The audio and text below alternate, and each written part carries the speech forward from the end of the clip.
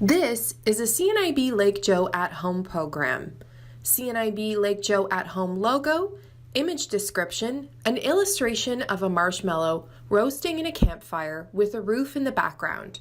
I'm following a presentation that I've had, and the interesting part about that presentation is that it was a couple years ago that I actually put this presentation together, and it's actually mind-boggling to see the statistics of how they've changed and the numbers that are actually part of this. The increase of this particular, and I'll tell you, I'd be right forward with you. It was approximately $100 million worth of fraud that was committed in that year.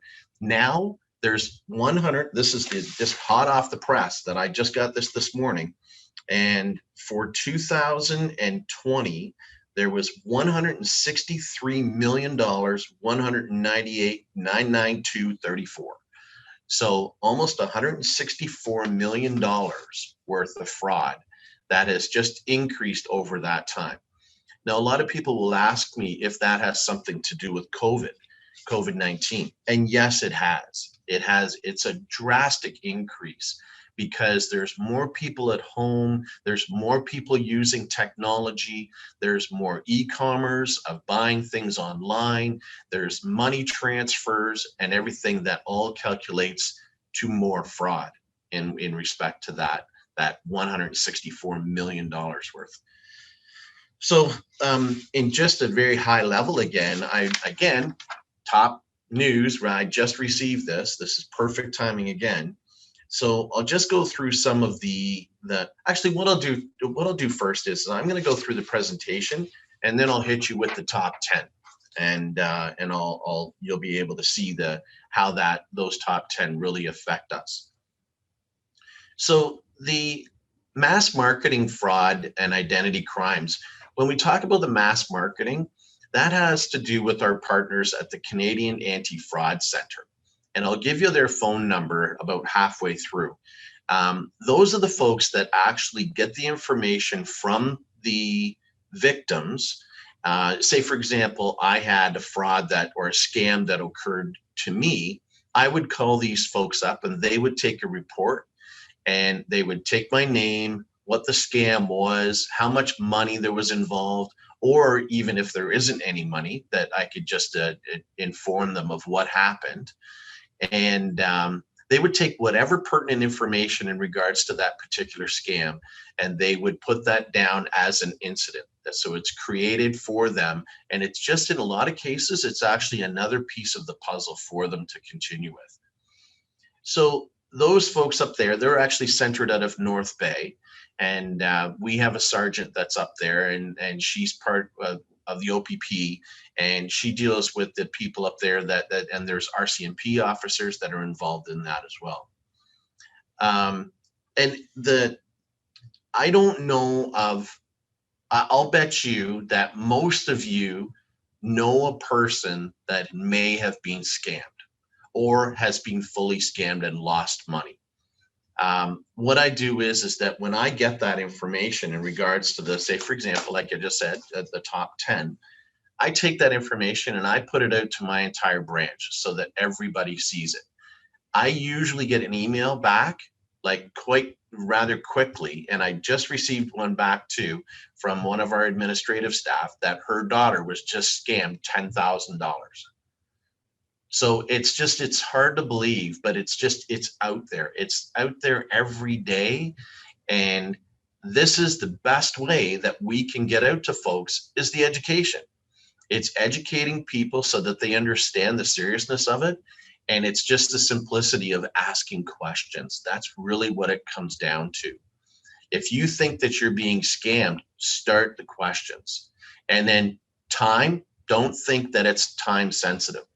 And one of the things that we actually do is that when say, for example, a call comes through the Canadian Anti-Fraud Centre, what they ask for is that, who was it? What time was it? All these different things that may put it into play.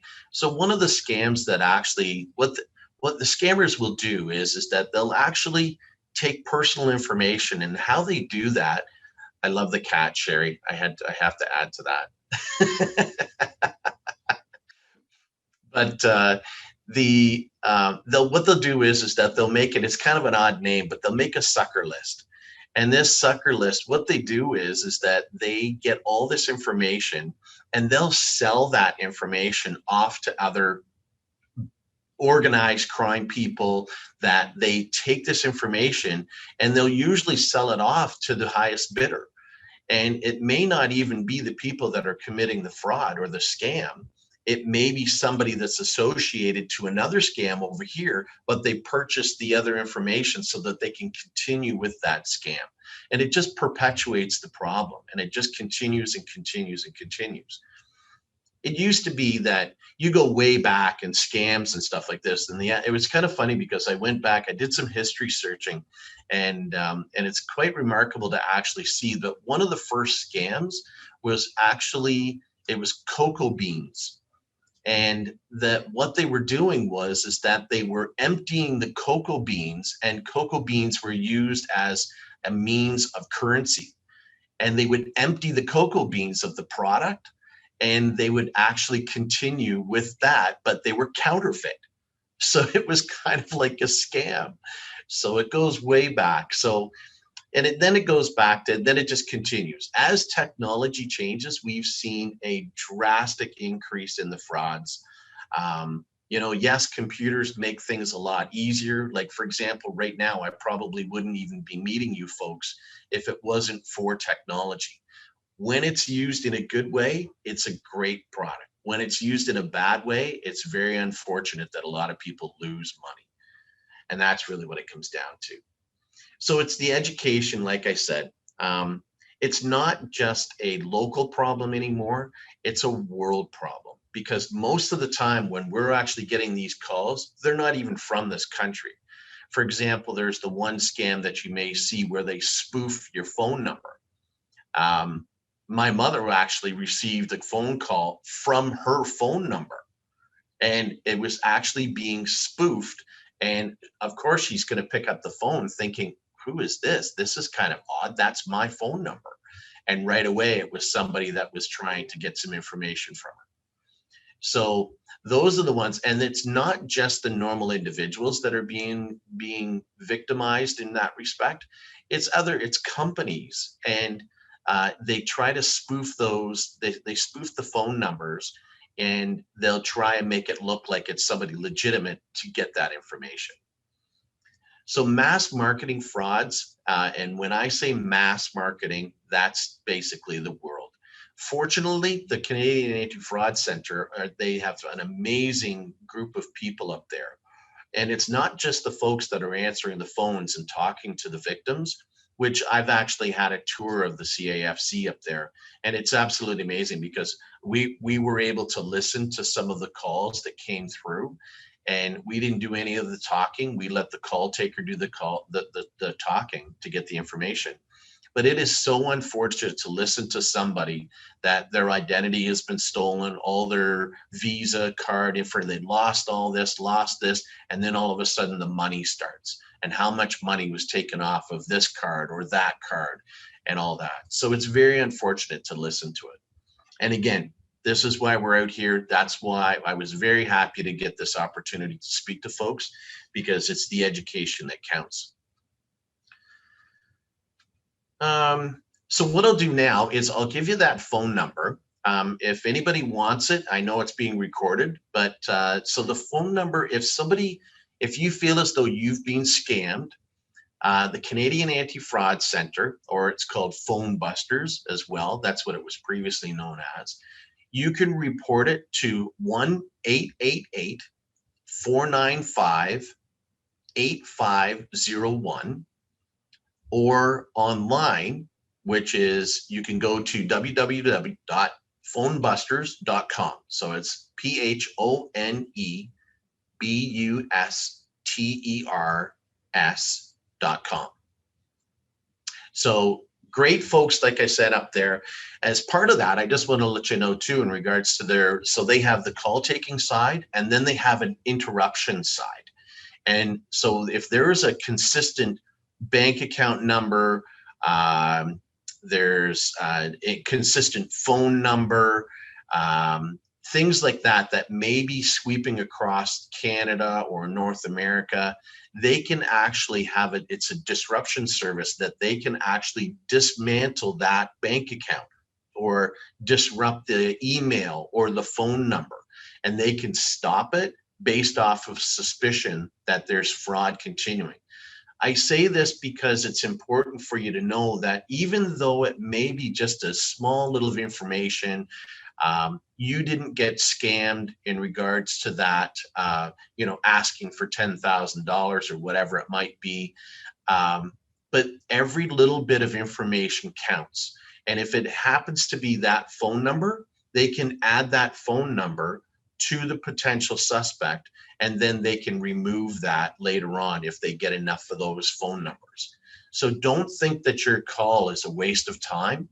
And again, part of this, when I see these numbers of that close to $164 million that Canadians have lost, that only represents approximately 5% of the numbers. 5%. So 95% of people do not call because of embarrassment, the thought that that could never happen to me, and it did. And it's just so hard to fathom to actually have that happen to you. So making that call actually really, really helps. There was a couple years where I was able to do a lot of presentations, and the more education that we got out there, the more phone calls they were actually getting, which was great. It was really good. Every March is Fraud Prevention Month. And what we do here in Anti-Rackets is that we have a series of emails that we send out that are media releases. And we make sure that we're sending it across to everybody, every media outlet across Canada. It's sent over broadcast news, and it goes everywhere. And all of that information is put down, and we save those media releases from previous years, and we try to make up new ones based off of the significant frauds that are occurring. But there's always reoccurring frauds that we speak about. We'd love to speak about all the other ones, but there's always the reoccurring ones that come up. So that's where I like to get into the popular scam area. So one of the most popular scams it's the identity theft. What they're trying to do is that they're trying to extort information from you in order to gain financial, you're going to suffer some sort of financial loss. So in a lot of cases, what happens is that you'll receive all information by way of emails, or that if they get into your email or phone number, people ask for your SIN number. I know I've been called before as saying that the CRA is after me now and stuff like this, and it's an automated message, and that it's a scam. But there are still some folks that actually get taken advantage of in regards to that. And especially our senior population or any other vulnerable population too. And I go back to my grandmother, when my grandmother used to say that the phone used to be a very important part. So when you're talking the phone means that it was there for emergency purposes. It was there to contact different people. It was there to contact your family. That was kind of the first start of the scams of how they started, was simply by the phone. And they're still using it today. Whether they go into the normal phone or cell phone technology, they're still trying to use the phone as a predominant way to scam you. So with all the rest of the technology as well, like I said, you'll get emails, and what they're trying to do is that they're trying to get your driver's license number, your health card number, social insurance card, your birth certificate, or any other lawful information that you own for them to use it unlawfully. So once they actually steal the information, they can actually gain access to your computer or emails, access bank accounts, and then create new bank accounts themselves, apply for loans, credit cards, make purchases. What they're doing is that they're hiding their criminal activity away from the actual rightful owner. And that's really what it comes down to. And then as well too, we do get into the passport information to come up with different false passports. And unfortunately, a lot of times the individual's credit rating is harmed in this. And it does take a lot to get back the information to prove that that was not you, in fact, that, you know, spent $10,000 on this area or that area. Now, I say $10,000. It doesn't always mean $10,000. It could be $600 or $300. It doesn't matter. It's still a part of the pie for them, because if they scammed you and they scam 1,000 other people, whatever they're scamming is a lot of money at the end for them. The emergency scam is another one that I'd like to speak about too, because this actually was this scam happened to a friend of mine, and his mother was scammed. And I can actually say that it was, I'll explain the fraud first. So, and I can put it into real persons and individuals. So what my friend's mom, my friend's mom receives information that her son has been involved in a car crash and he has been arrested. They called her in the middle of the night. They add the emergency factor to it. They're saying the urgency, and he's going in front of the courts right now, and you need to speak to him. He wants to speak to you, and he needs to ask you some questions. So my buddy, so-called, they're saying, and they actually had his first name correct, which was the oddest part. And so they said that he's in jail right now, and here I'll put the phone over to him, and he's yelling. So your voice is somewhat, it's not the same and everything. So he's yelling, "Mom, mom, I need money. I need money. The courts say that they need money in order to let me go. I need," and then the phone goes away from him. So then the guy, so-called the Crown Attorney, says that we need $8,000. And how you need to break that down is simply by taking, I need special credit cards, and they're the gift cards. So he explained specific types of gift cards that she needed to purchase, and then scratch off the back, which gave them all the identity of that card, and it was $100 or whatever it might be. Unfortunately, she thought that she was very astute to all the scammers, and she was an 81-year-old woman that was taken advantage for over $8,000. And it was very unfortunate. And my friend is actually a police officer, and he was just appalled with that. The question a lot of people will ask me is, were they ever caught? No. Unfortunately, they were never caught, because they and I see the question, that she never did get the money back. They never caught the guys because, again, that multi-jurisdictional factor, and it was another part of the world. As soon as if they got the information in regards to the phone number or whatever it might be in respect to that, it shut down immediately. So we can't identify that. Bank account numbers, same thing. We go in and we try to get into the bank account. We write a search warrant or production order, whatever it might be, in order to get the information from that. It's shut down. It's closed down. And all that money is moved into another account. So it just becomes a big game and stuff like this. Some of the positive side that the CAFC is having, some of the positive impact with that, is that they're shutting down the large scale call centers. So they've been very successful in working with other countries, and they've been able to shut these call centers down where 25 people were arrested, and they're able to get them and stop that actual call center.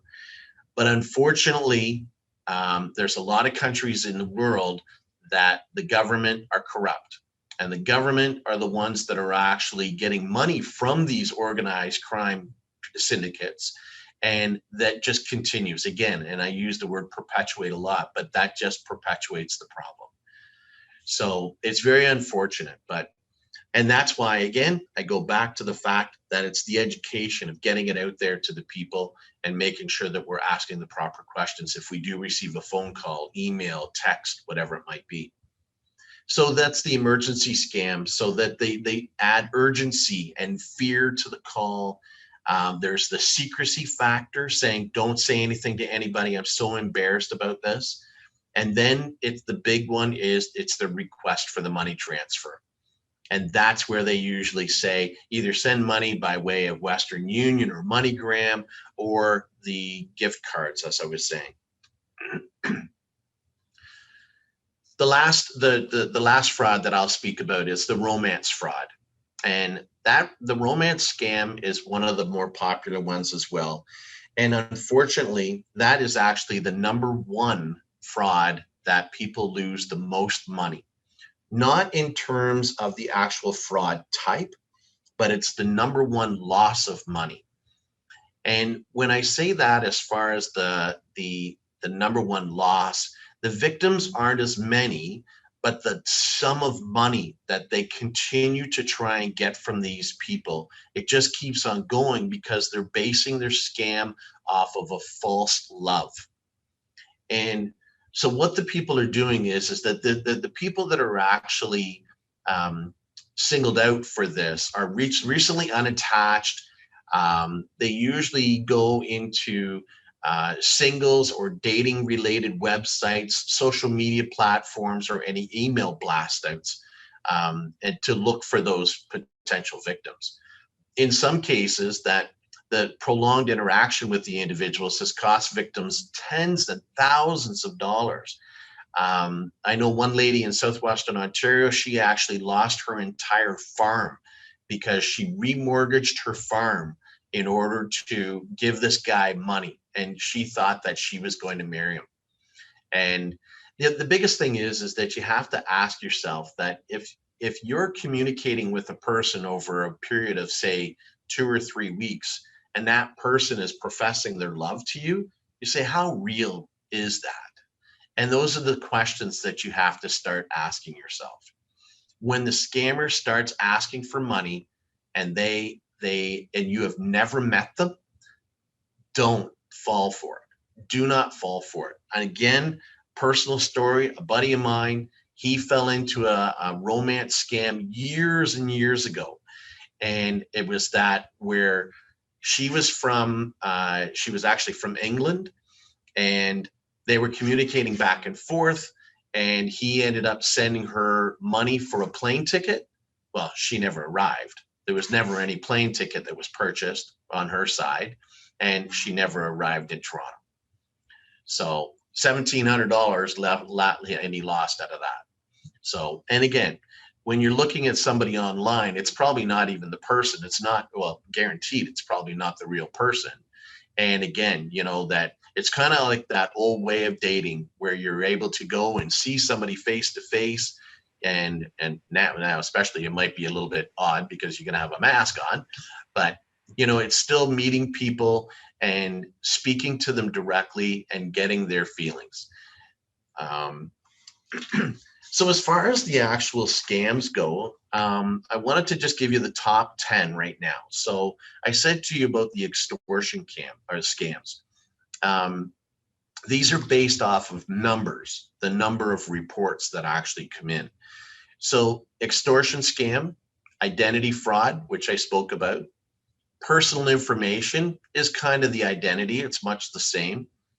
Phishing ones are scams where people just, they send massive emails to everybody, hoping for somebody to just grab that hook so that they're able to go.